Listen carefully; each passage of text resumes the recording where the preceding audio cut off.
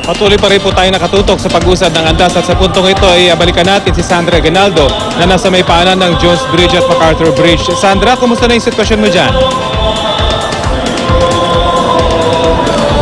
Yes, Rafi, magandang indikasyon dahil nakikita natin na ang andas ng Poong Nazareno ay pumapaling sa direksyon ng Jones Bridge dahil dito nga po sa lokasyon na ito ay naghihiwalay yung kalsada at isa papunta sa Jones Bridge at ang isa ay papunta sa MacArthur Bridge. At ngayon po ay nasa side ng kalsada na patungo sa Jones Bridge itong andas. Pero kanina, Rafi, ay nakakapangilabot din dahil yung mga 40-footer na tonaladang container ay walang binatbat dito sa napakaraming tao at tumabi ito at tuluyan nga nabuksan, Rafi, itong MacArthur Bridge na pinangangamba ng mga otoridad na posibleng hindi kayanin yung mga tao.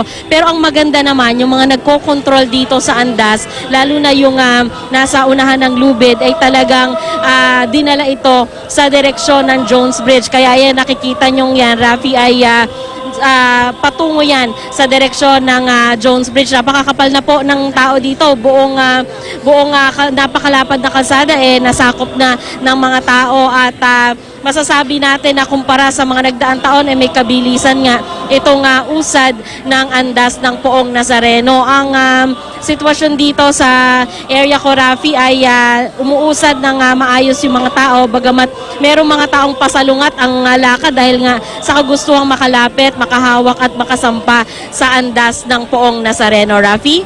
Sandra, sa ngayon ba may nagtatangka pa rin gumalaw doon sa mga 40-footer container vans na iniharang doon sa papasok ng MacArthur Bridge?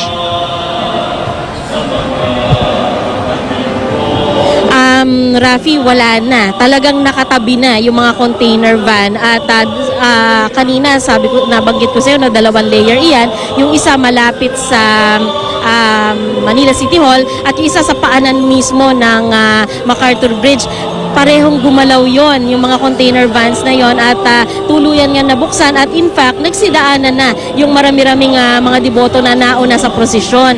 Pero pagdating nga nitong andas, sila ay hindi dumaan dito sa MacArthur Bridge at tinatahak na nga yung direksyon patungo sa Jones Bridge. Kaya marami rin doon sa ating mga kababayan na nakaporma ng aakyat dito sa MacArthur Bridge nagsilipatan at ngayon ay nasa kabilang side naman patungo naman sa Jones Bridge, Rafi. Sandra, mga gaanong kalayo na lamang yung unahan nitong lubid papasok ng Jones Bridge at wala na ba talagang chance yan na pumaling bigla papunta ng MacArthur Bridge, Sandra?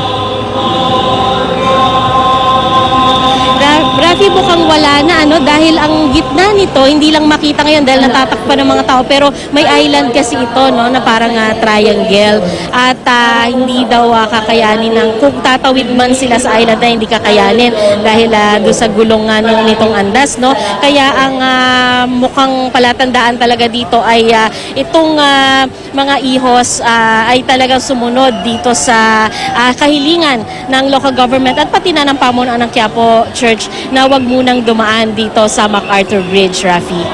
Okay, magandang balita yan, Sandra. Maraming salamat sa iyong ulat, Sandra Aguinaldo.